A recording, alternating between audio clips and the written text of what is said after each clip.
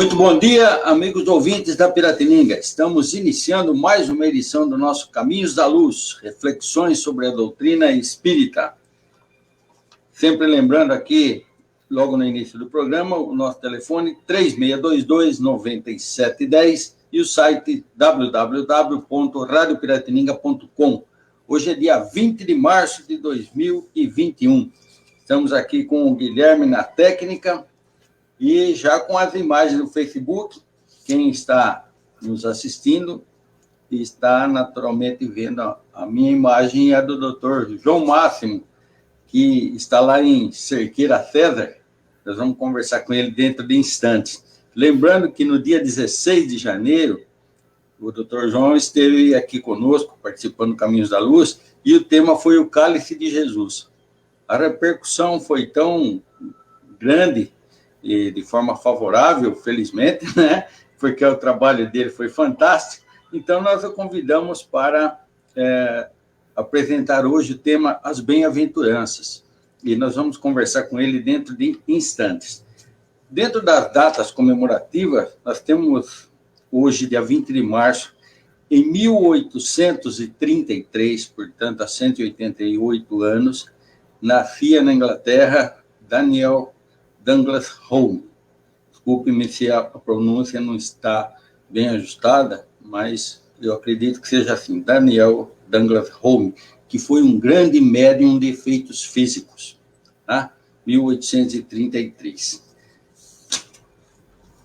Bem, agora o nosso próximo convidado, dia 27, né? Dia 27, o Eduardo Araújo, lá do Rio de Janeiro, é um psicólogo e diretor de programação da Rádio Rio de Janeiro. Ele estará conosco sábado que vem, às 8 horas da manhã, ok?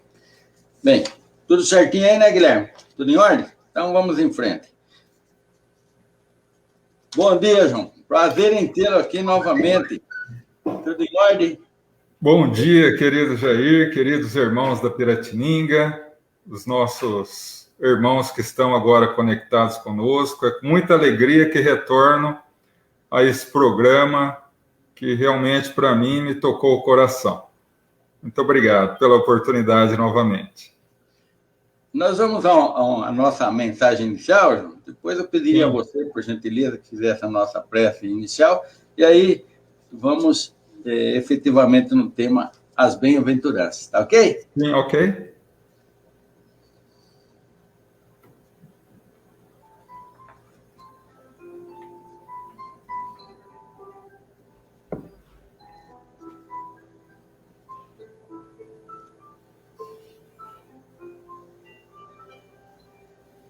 Amor a Deus.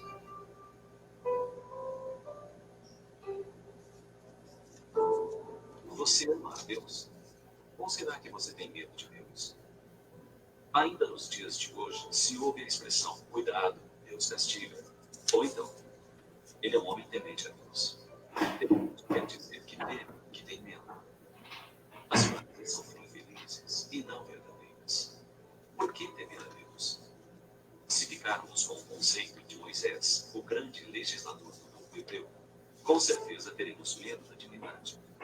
Porque ao apresentar a ideia de Deus aos homens daquela época, mais ou menos 4.000 anos atrás, Moisés o apresentou como ciumento, vingativo, um Deus injusto, pois punia um povo inteiro pela falta do seu chefe. Era o Deus dos exércitos, que presidia os combates contra o Deus dos outros povos. Um Deus que recompensava e punia só pelos bens da terra, que fazia se acreditasse que havia felicidade na escravidão dos outros povos. Mas, depois de Moisés, veio Jesus. E uma das partes mais importantes da revelação de Cristo é o ponto de vista pelo qual ele nos apresentou Deus. O Pai que ama os seus filhos, soberanamente justo e bom, cheio de mansidão e de misericórdia. Pai que perdoa as faltas dos seus filhos e dá a cada um segundo as suas obras. Pai de todas as criaturas, que estende a sua proteção por sobre todos os seus filhos. Deus grande, que vê o menor pensamento de seus filhos e que não dá importância à forma com que esses filhos o honram. Não é um Deus para temer, é um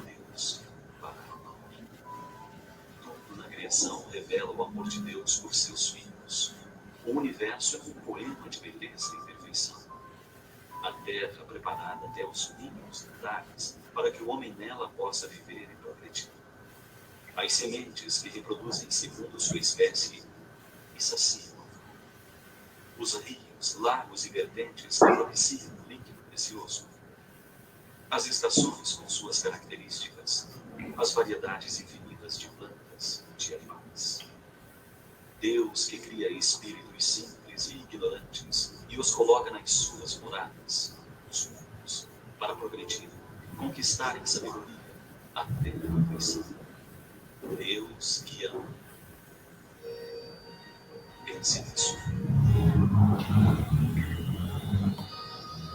Deus quer o seu progresso. Deus quer o seu bem-estar. Que seja fruto de uma vida saudável, que resulta de um aprimoramento moral. Deus quer a sua paz legítima, depois de acalmados os anseios do seu coração e regularizados os débitos da sua consciência. Deus quer o seu amor, superadas as instabilidades da sua emoção. Deus quer o melhor para você. Se você ainda não descobriu como, guarde a certeza de que Ele concede todos os dias os meios para conseguir tudo isso, em definitivo, sem chance de perder.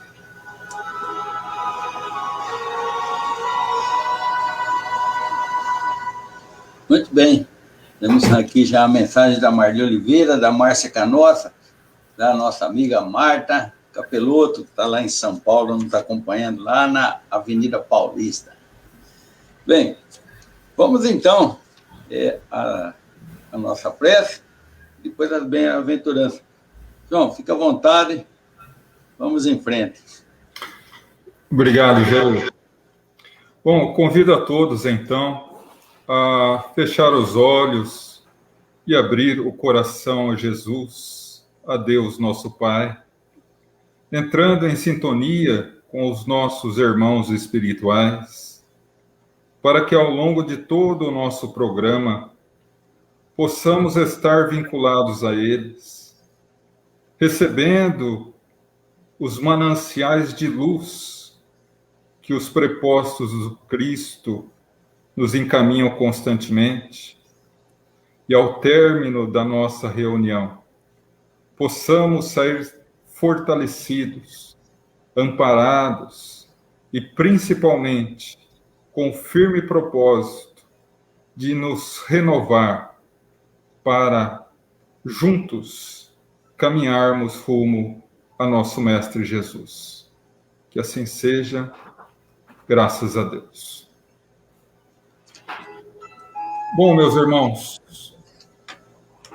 aquela noite fria, o luar envolvia toda a região de Sacramento, quando finalmente Eurípides Barçanufo resolveu aceitar os reiterados convites de seu tio para assistir uma reunião espírita, uma vez que ele era católico convicto. E ali, pouco antes da reunião, disse a seu tio: eu tenho uma grande dificuldade em relação ao Evangelho de entender as bem-aventuranças. Eu só acreditarei na doutrina espírita, eu só me vincularei realmente à doutrina espírita se o próprio apóstolo João vier me explicar as bem-aventuranças. E naquela noite, quando inicia a reunião, composta por trabalhadores do campo, por lavradores, humildes, dentre eles um homem analfabeto, porém com o coração transbordante de amor, transfigura-se na aparência e na voz. A voz simples de trabalhador dá lugar a uma voz posta e firme. E o apóstolo amado vem e diz: amado Eurípides, aqui estou ao seu pedido. E por longos minutos explica detidamente as bem-aventuranças àquele que seria considerado o bandeirante do espiritismo no Brasil. Por outro lado, Mahatma Mohandas Karamchand Gandhi, o grande pacifista indiano, que não obstante ser hindu e não cristão, teve ocasião de afirmar: se todos os textos sagrados do mundo se perdessem e restasse apenas o Sermão do Monte, nada haveria se perdido. Porque realmente o Sermão do Monte é o ápice da mensagem do Cristo. Encontramo-no em Mateus, capítulo 5, propriamente as bem-aventuranças, nos versículos 3 a 12, mas também em Marcos. No entanto, em Mateus, elas são colocadas de forma muito mais clara e muito mais detalhada. Talvez porque Mateus, ao lado de Judas de Queriós, fossem os dois únicos apóstolos do Cristo que soubessem ler e escrever. Judas, por ser comerciante, e Mateus, por ser um cobrador de impostos. E Humberto de Campos, na sua vasta obra, nos afirma que, no Sermão do Monte, Mateus escrevia tudo que Jesus falava. E quando terminou, ele havia grafado totalmente todas as palavras de Jesus. Então, naquele cair da tarde, abençoado e iluminado da Galileia, quando Jesus escolhe o monte Curuhatim, às margens do grande mar da Galileia, onde ele tinha ocasião de perceber não só o luminoso mar, mas todas as cidades que cresciam em volta daquele fabuloso manancial de água, dentre elas, Dalmanuta, Magdala, Cafarnaum, Corazim.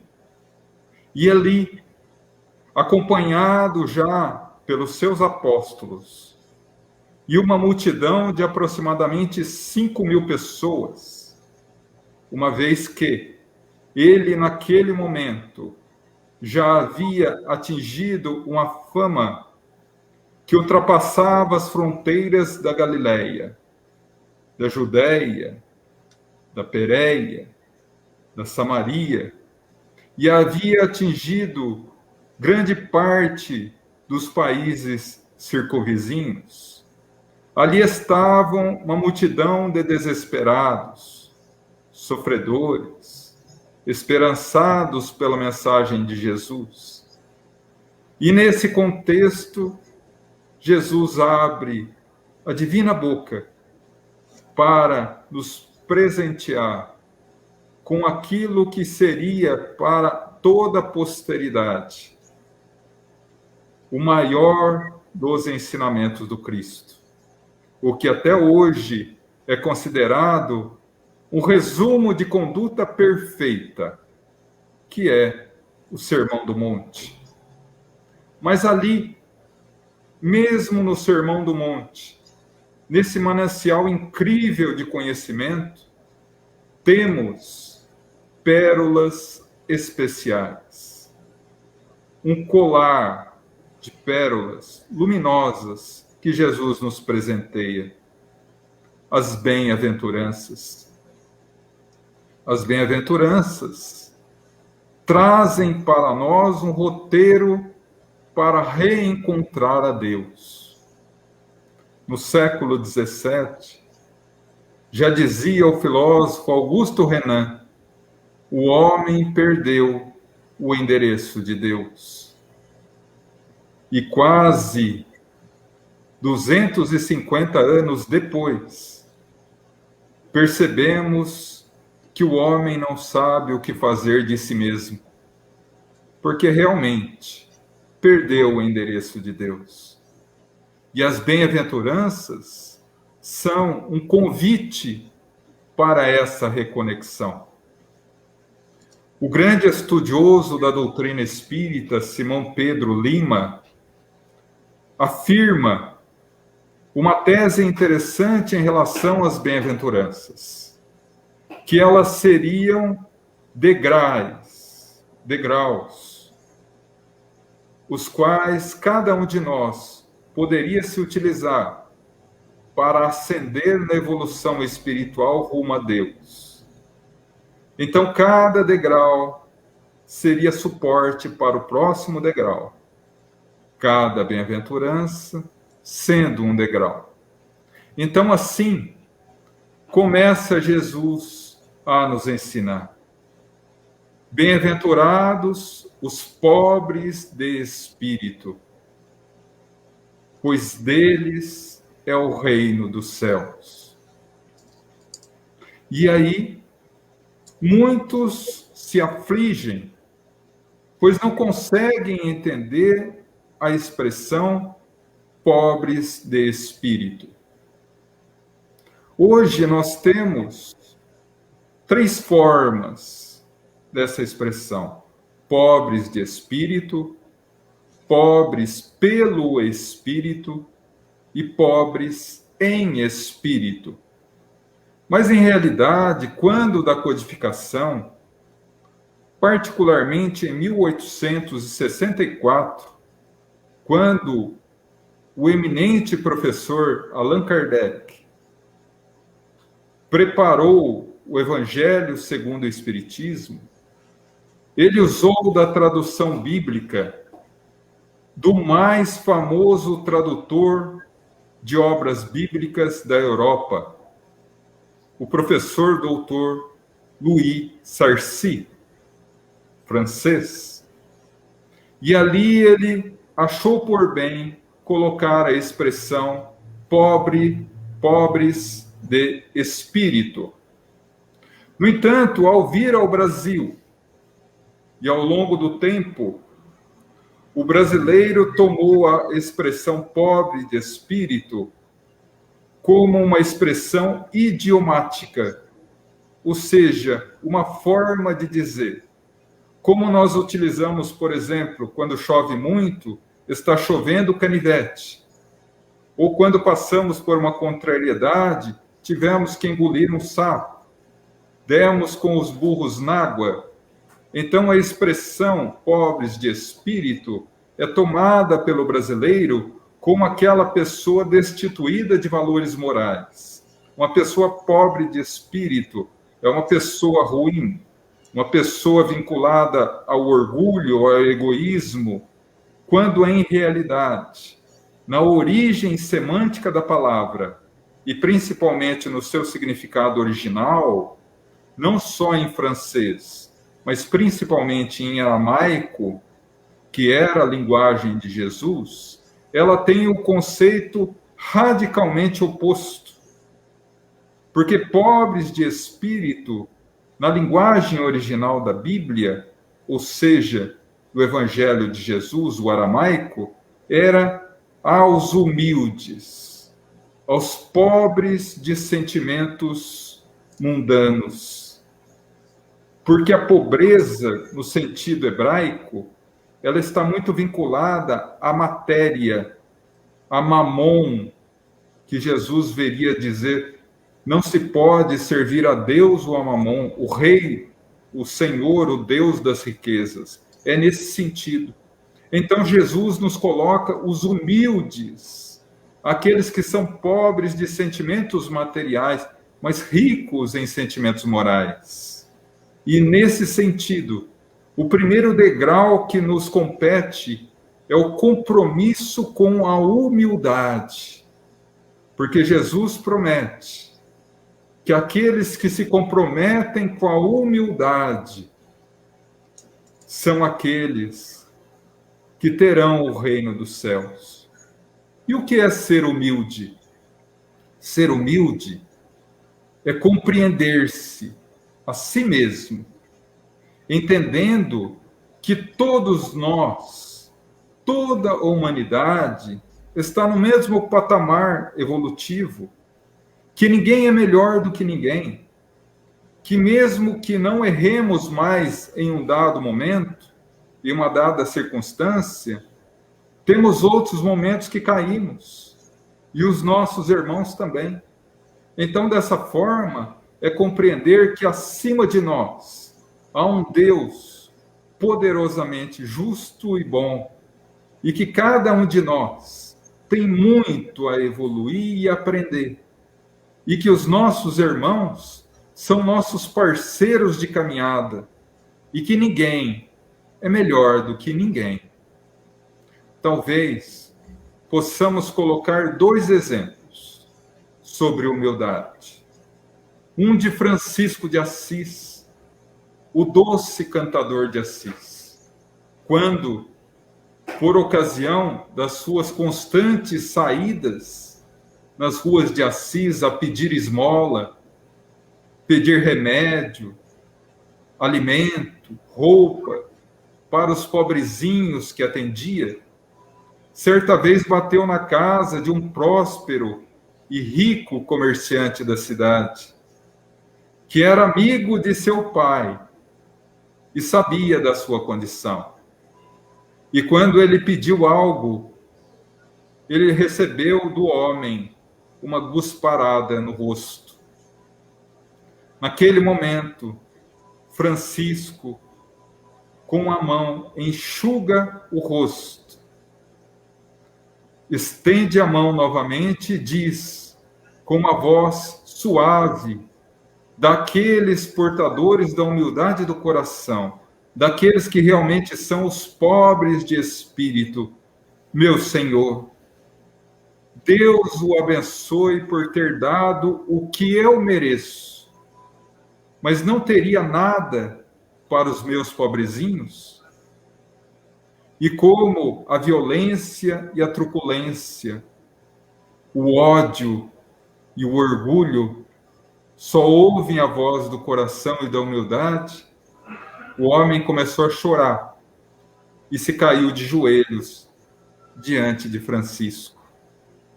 Isso é humildade. Mas se quisermos ir adiante, encontramos na figura de Jesus, talvez o que eu entendo, o maior exemplo de humildade que o Cristo deu. No momento em que estava sendo julgado, e Pilatos determina que fique a sós com Jesus. Vamos imaginar, meus irmãos, de um lado, o governador da Judéia, do outro, o governador do planeta. E com toda arrogância e orgulho, Pilatos, tu és rei? Eu fico imaginando, se nós estivéssemos na condição de Jesus, o que faríamos? Você sabe com quem está falando? Está falando com o governador do planeta? Mas Jesus, tu que dizes que eu sou rei, tu és portador da verdade. E ele silencia, porque sabe que para os ouvidos daqueles que ainda estão mortos para o espírito, não adianta fala nada. Isso é humildade. Mas a partir do momento em que o indivíduo, que o espírito se compromete a atingir a humildade, se compromete pelo esforço da humildade, ele parte para a segunda bem-aventurança. Bem-aventurados os que choram, pois serão consolados. E aqui Jesus fala não pelos que sofrem em geral, porque afinal de contas estamos num planeta de provas e expiações, e não há um só espírito vinculado à Terra, na condição de encarnado ou desencarnado, que não sofra algo correspondente às suas próprias atitudes equivocadas. Mas então por que Jesus não disse bem-aventurados a todos, e sim aos que choram? Como diz Lacordaire, de forma brilhante, em uma passagem que está inscrita no capítulo 5, Bem-aventurados os aflitos do Evangelho segundo o Espiritismo, o bem e o mal sofrer. Porque todos nós sofremos, mas tão poucos sabem bem sofrer. Tão poucos sabem que o sofrimento é um remédio abençoado para a cura da alma, a resignação, o consentimento do coração, recebendo a dor não como um castigo divino, mas como uma oportunidade de redenção. E aqui eu me recordo de dois grandes exemplos de resignação. O inovidável Jerônimo Mendonça,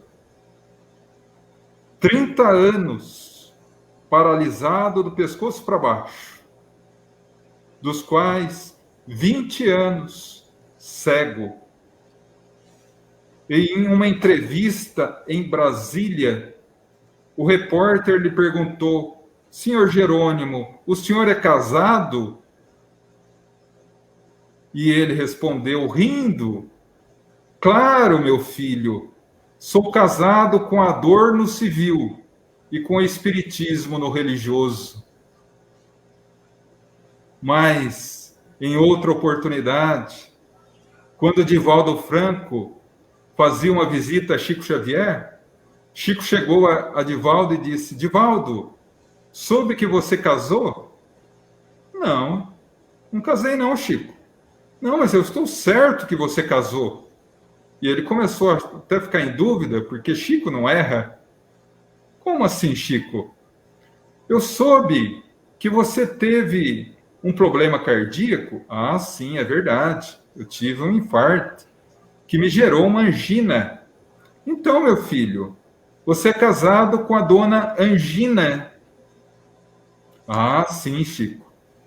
Mas feliz é você, meu filho, que tem apenas uma cônjuge, porque eu tenho a dona Angina e a dona Catarata. Quando uma aperta, a outra afrouxa. Quando as duas apertam, eu grito, Emmanuel! E Emmanuel vem ao meu socorro e diz, Chico, para esse divórcio, só a morte. Encarar a dor com bom ânimo, com alegria até sabendo que ela faz parte do processo de purificação da alma. Para arrancar a podridão da alma, muitas vezes é necessário vazá-la ao corpo físico, a resignação. E quando o indivíduo já se compromete com a humildade e se compromete com a resignação, passa a terceira etapa. Bem-aventurados os mansos e pacíficos, pois herdarão a terra. Muitos falam nesse período de transição planetária. Meu Deus, a transição planetária, o expurgo, a retirada dos maus espíritos, ninguém me avisou.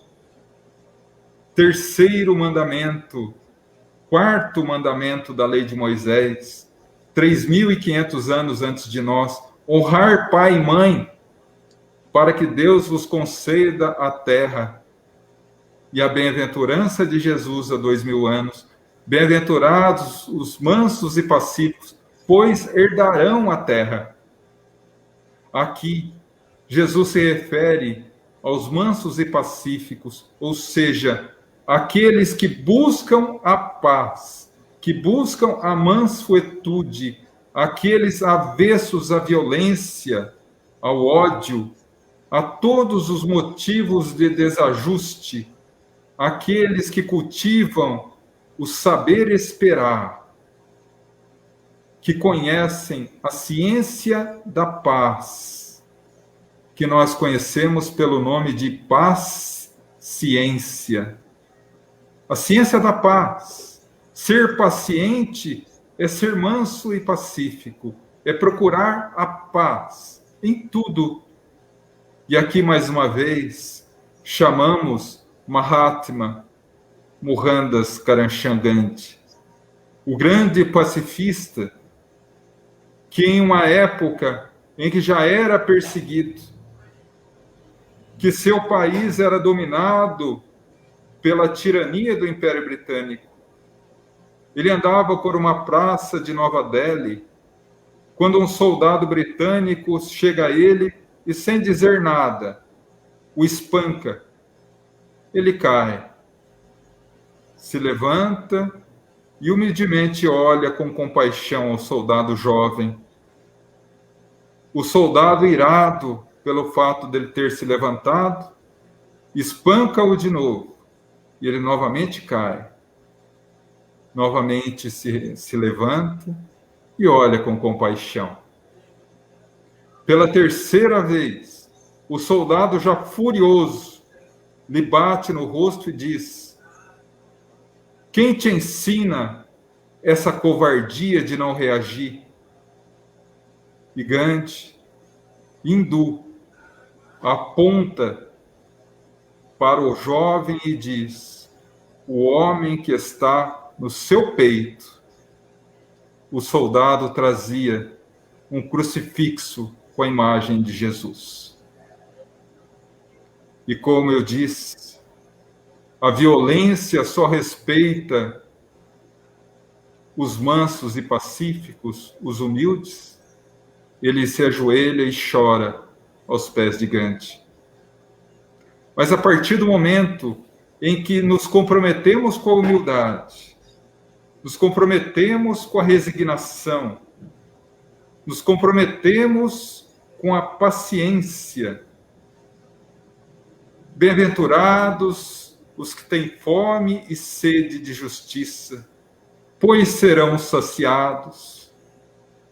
E o orgulho do mundo vê essa mensagem do Cristo como uma ratificação do olho por olho, dente por dente, como uma autorização para se vingar, quando Jesus exaltava a justiça, o justo e não o justiceiro.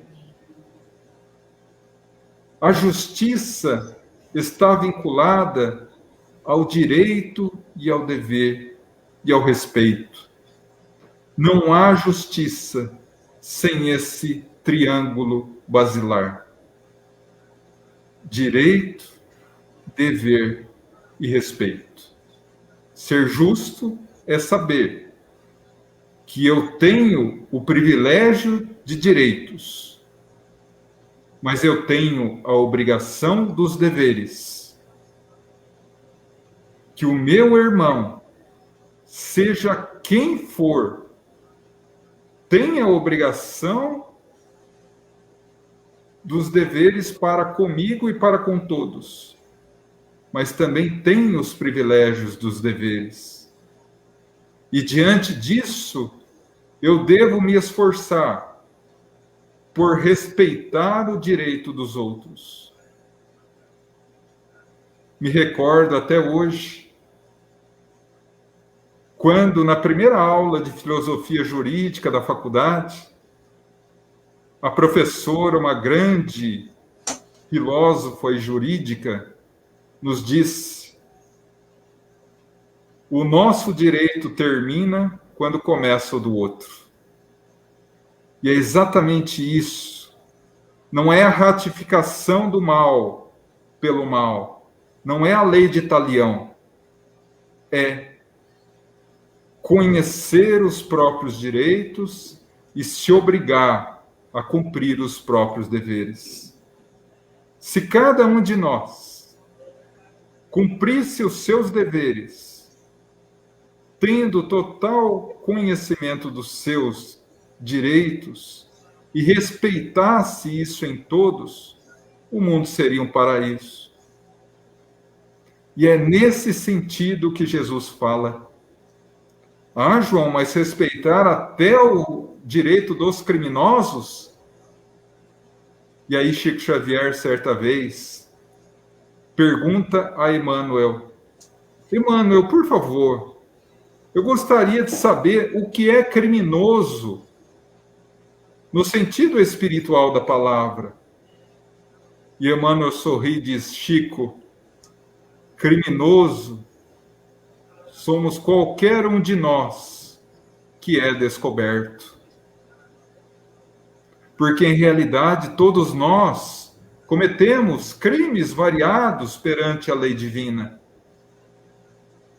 O importante é sermos justos, comprometidos agora com o bem e com a justiça, para que abandonemos totalmente o passado de iniquidades e injustiças e cultivemos a justiça no nosso próprio coração, para que o nosso exemplo de justiça se estenda sobre todos os nossos irmãos.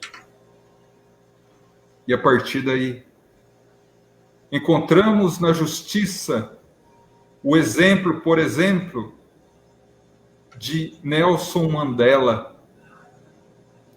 que foi aprisionado injustamente pelo regime do apartheid por 30 anos consecutivos.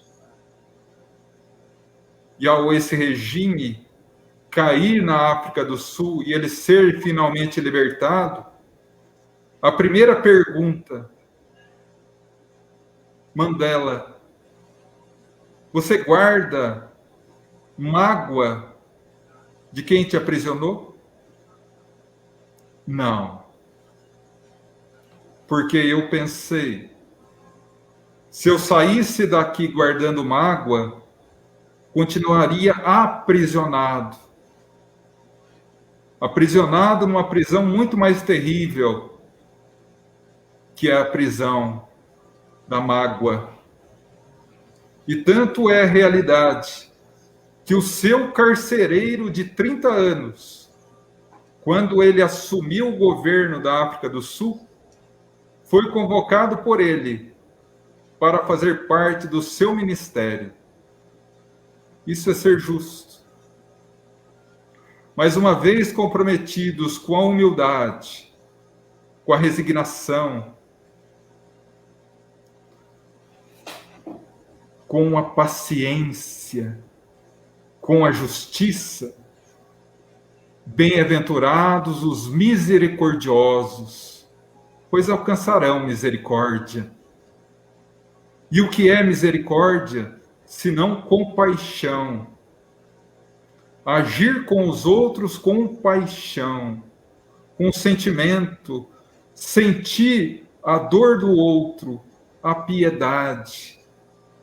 Diz o Espírito amigo no Evangelho segundo o Espiritismo que a piedade é uma doce, iluminada, perfumada flor que nasce no terreno lodoso do sofrimento humano. É se envolver na dor do outro, é dar ao outro a oportunidade que a semente luminosa da sua essência divina floresça em seu coração. É estender as mãos àquele que sofre, não obstante ter prejudicado, muitas vezes a nós próprios. A misericórdia é o doce perfume da alma. E recordemos agora um exemplo muito simples de uma mãe e de seu filho.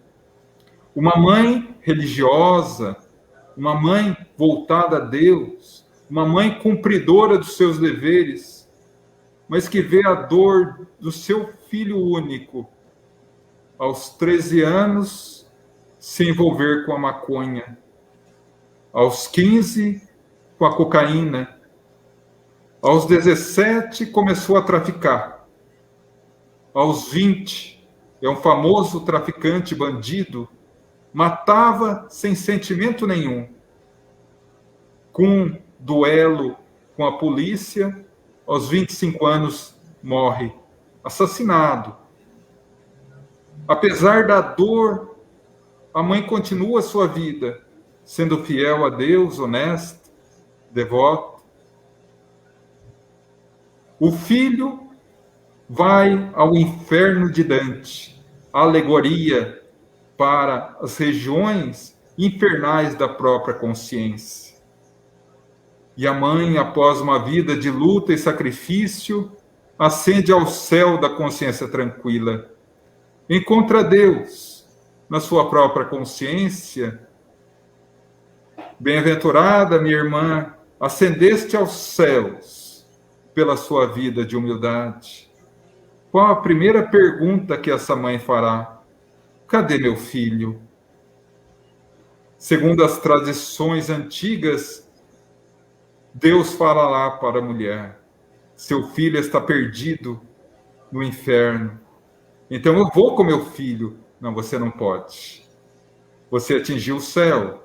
E quem vai ao céu não vai ao inferno. Então traga-o para... Ele não pode. Quem vai ao inferno é eternamente condenado. Cadê a misericórdia? E a doutrina espírita nos traz a misericórdia do Pai, que é infinito amor. A verdadeira misericórdia é dizer a essa mãe: você não pode ir ao inferno, porque tem a consciência do paraíso, da paz. E ele não pode ainda ascender ao céu da consciência tranquila, porque tem o peso do remorso. Mas vocês podem reencarnar. Tu voltarás à terra e receberá no teu ventre o seu filho. Mas perceba, ele trará consequências dos seus equívocos. Não poderá andar, terá os movimentos limitados e viverá sobre o seu carinho e amor durante toda a vida, aurindo do teu coração o amor que limpará a sua alma dos erros. E quando os dois desencarnarem, juntos adentrarão o céu. Isso é misericórdia. Bem-aventurados os misericordiosos, tem a ver com compaixão. E aquele espírito que já se comprometeu com a humildade, com a resignação, com a paciência, com a justiça e com a misericórdia e compaixão, atinge o 6º degrau. Bem-aventurados os puros de coração, pois verão a Deus. E aqueles que rapidamente veem as bem-aventuranças imaginam que ao desencarnar vão olhar a face do Deus, quando em realidade se fala da pureza de escolher ver Deus em tudo e em todos. Procurar em todos a centelha divina que existe em cada criatura de Deus. Não obstante, nós e muitos dos nossos irmãos ainda escondermos essa centelha divina sob uma couraça grossa de orgulho e egoísmo. Isso é pureza. Procurar Deus em todos os nossos irmãos. E me recordo de uma passagem que Jesus saía de Jerusalém com os apóstolos, rumo a Cafarnaum. E à beira do caminho encontram um cadáver de um cão em decomposição. Todos passam ao lado, tapando o nariz pelo fedor forte. E Pedro olha repugnado aquela cena e fala a Jesus: olha, Senhor, vê. Como quem diz: olha que repugnante. E Jesus, tranquilo, realmente, esse cão tinha lindos dentes. É ver a flor no pântano. Porque através da pureza de coração, conseguimos ver Deus em todos os seus filhos, em toda a criação.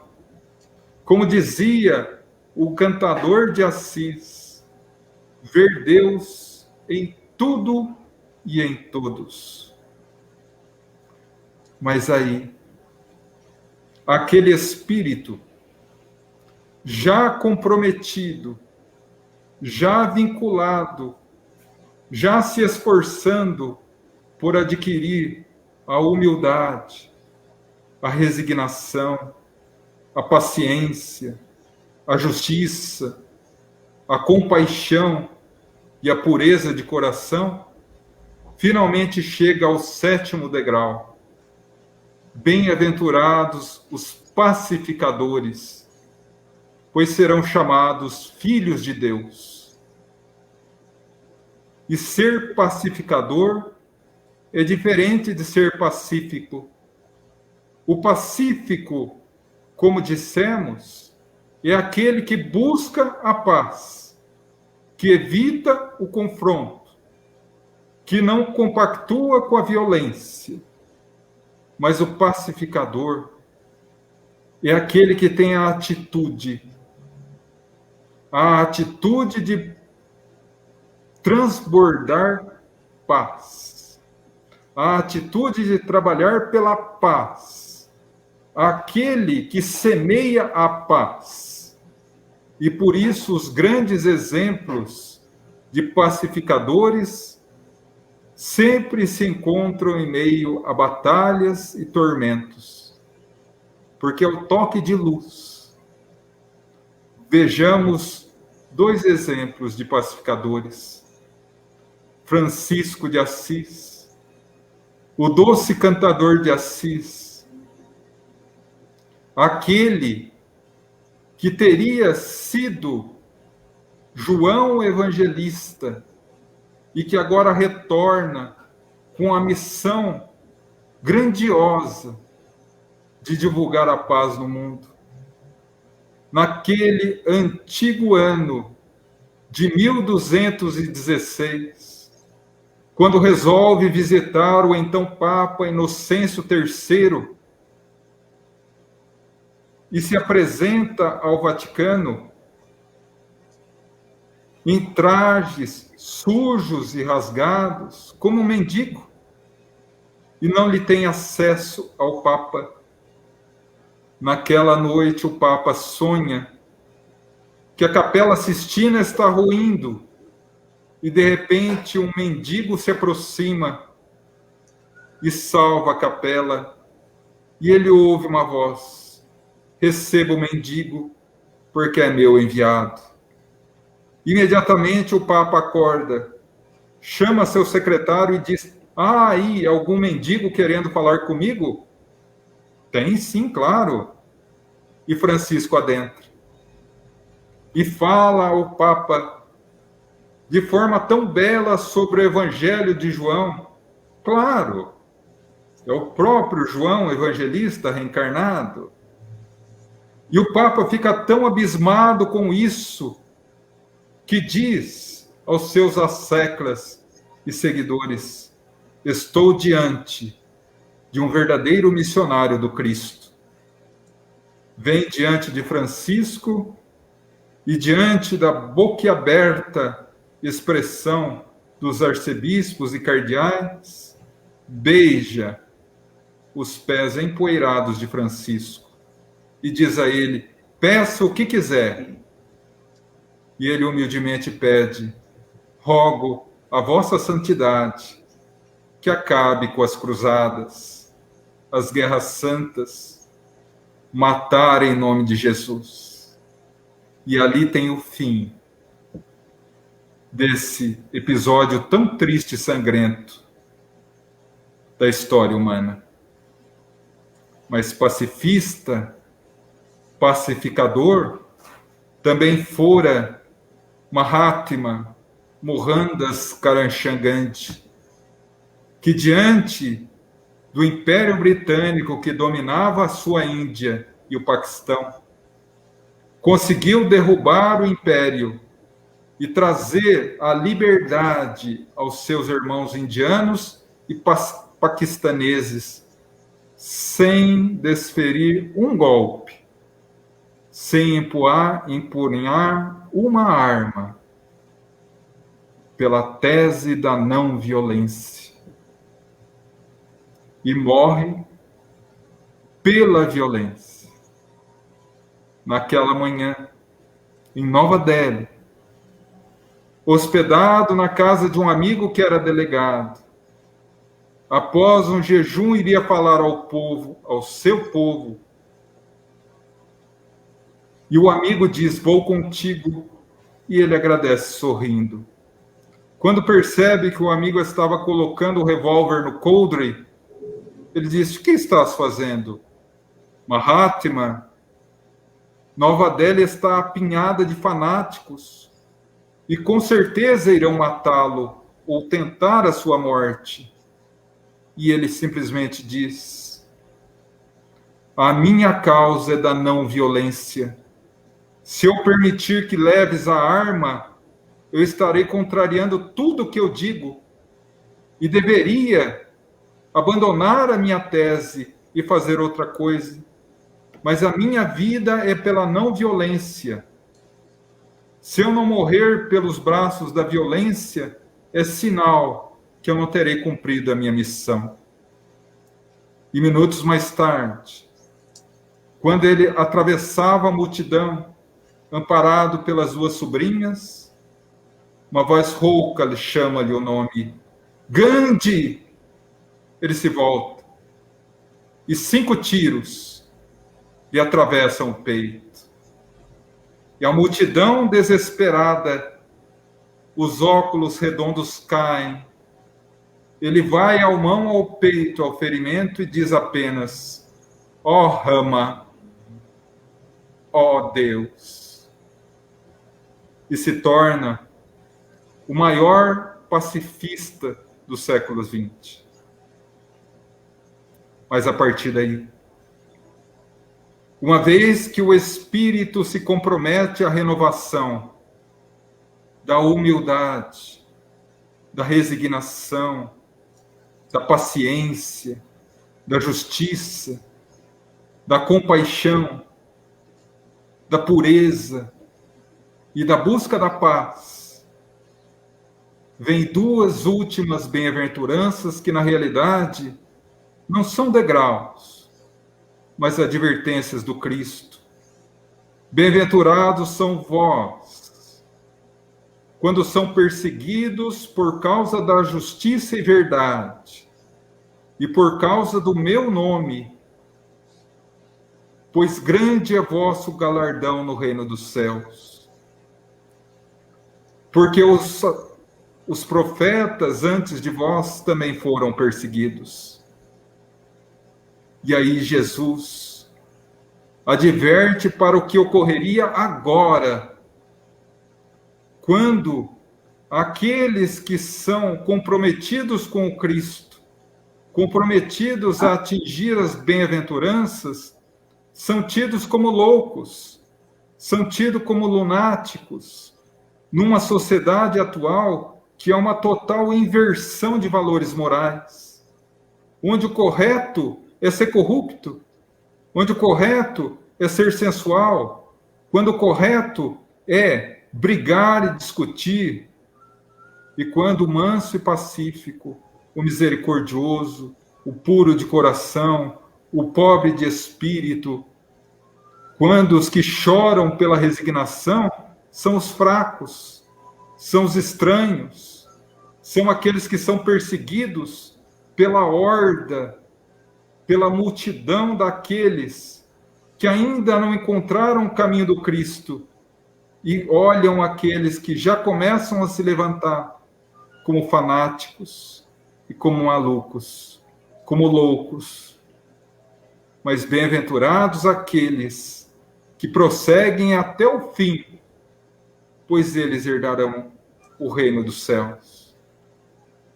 as bem-aventuranças, meus irmãos, em realidade, não são apenas um mapa que nos mostra os degraus, a conexão perfeita com Deus, mas também é um hino de esperança para toda a humanidade de todas as épocas. Porque no versículo 13, depois que ele declamar docemente as 9 bem-aventuranças, ele diz: pois vós sois o sal da terra, a luz do mundo. Todo aquele que persevera nas bem-aventuranças é o sal da terra. É aquele responsável por dar o gosto suave e delicado do amor à humanidade. É a luz do mundo que tem a responsabilidade de iluminar esse vale de sombras e dor da terra com a nossa própria renovação íntima, porque só assim conseguiremos a total redenção, a total integração com Deus, para que um dia possamos repetir as palavras abençoadas de Paulo de Tarso: já não sou eu quem vive, é o Cristo que vive em mim. Ou a mensagem luminosa de Jesus: eu e o Pai somos um. Ninguém vai ao Pai senão por mim. E se Jesus é o divino espelho que reflete Deus para a humanidade, através dos degraus das bem-aventuranças, possamos converter a nossa alma em divino espelho que reflita Jesus para o nosso irmão. Que assim seja, graças a Deus. João, eu estou pensando aqui, certa vez eu li ou ouvi alguém dizer assim: as palavras que nós falamos nunca mais se apagam, elas repercutem no universo. E isso que você falou hoje vai repercutir também. Em essa afirmação sendo verdadeira, né, vai repercutir também. É uma fala fantástica. Eu fiquei aqui anotando algumas coisas e acompanhando, e depois vou rever essa matéria, vamos dizer assim, né? Essa sua palestra, que tem que ser revista para que nós possamos aprofundar ainda mais essa análise. Muito, muito bem feita, muito bacana, realmente. Eu estava lembrando aqui, à medida que você foi falando, além de Jesus, que exemplificou tudo aquilo que ele falou, né? Nós tivemos Sócrates também, que numa oportunidade de fuga, disse: eu não vou sair daqui, porque tudo aquilo que eu preguei cairia por terra. Sim. Falaria uma coisa, faria outra, né? E Gandhi foi a mesma coisa, né? Com certeza. Então, são personagens da história muito importantes, aqueles que realmente fizeram o que fizeram por convicção mesmo, né? Exato. Eu tenho aqui, a minha tela aqui já está lotada, aqui o Guilherme não tem lá hoje, né, Guilherme? A Cristina Avelino, o Marcelo, o Cândido da Silva, o Genésio, nosso amigo Genésio, está sempre nos acompanhando. Deixa eu acertar aqui. Marcelo Cândido da Silva, dizendo bom dia. A Helenice Simonetti, ela é a esposa do nosso amigo, o professor Norberto Simonetti, lá de Bauru. Tive o prazer de falar com ele. Você conversou com ele? Aquele dia ele mandou um zap de agradecimento. O senhor Norberto é uma pessoa fantástica. Uma pessoa incrível, realmente.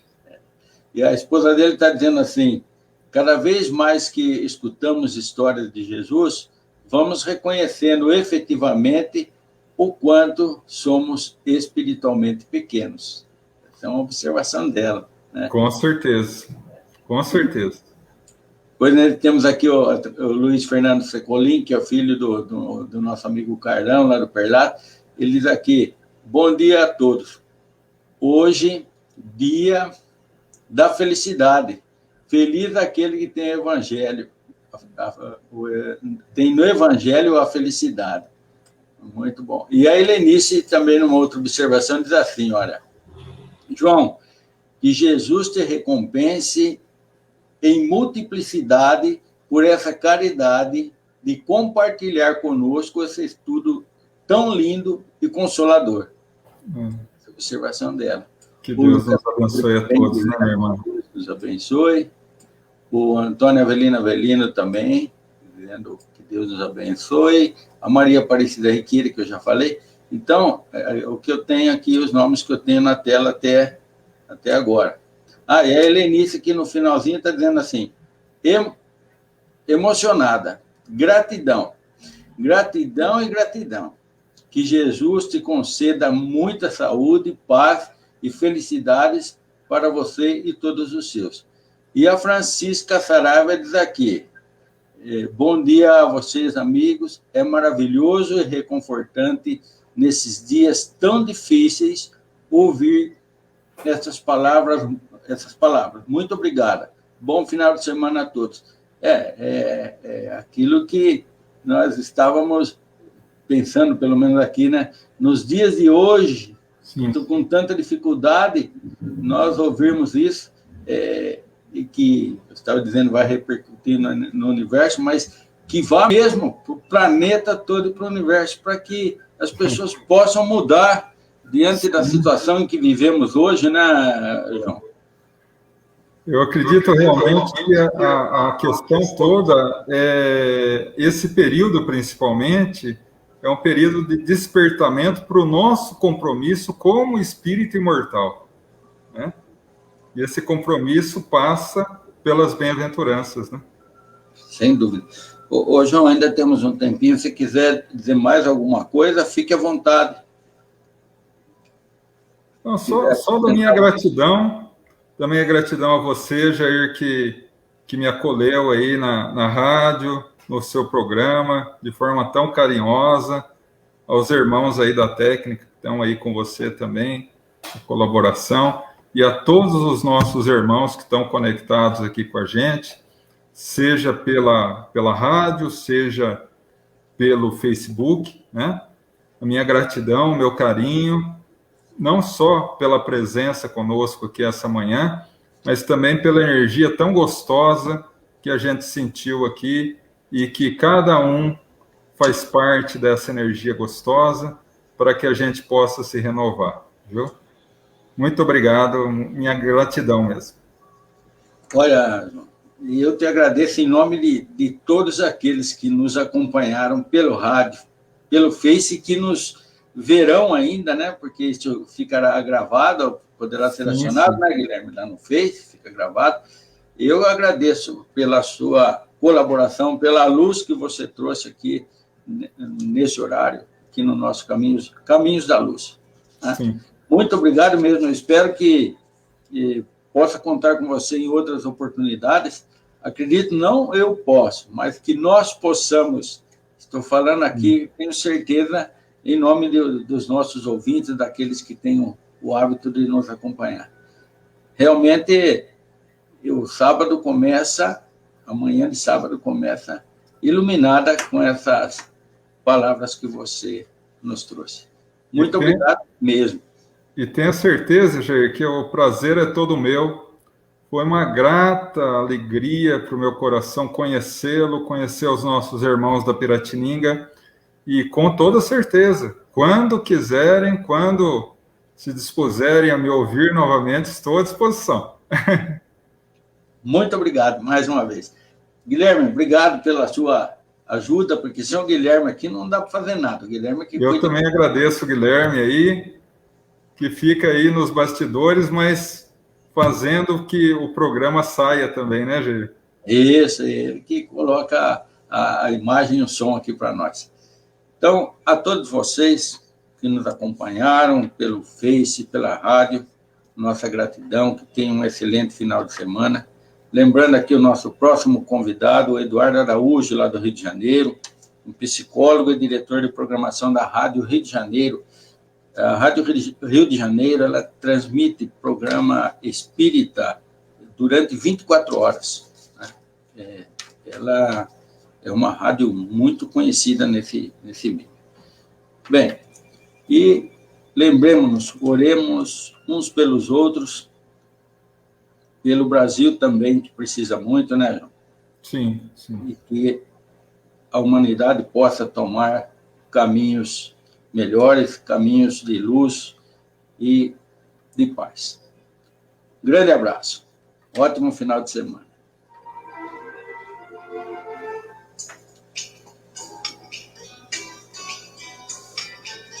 A Piratininga apresentou Caminhos da Luz.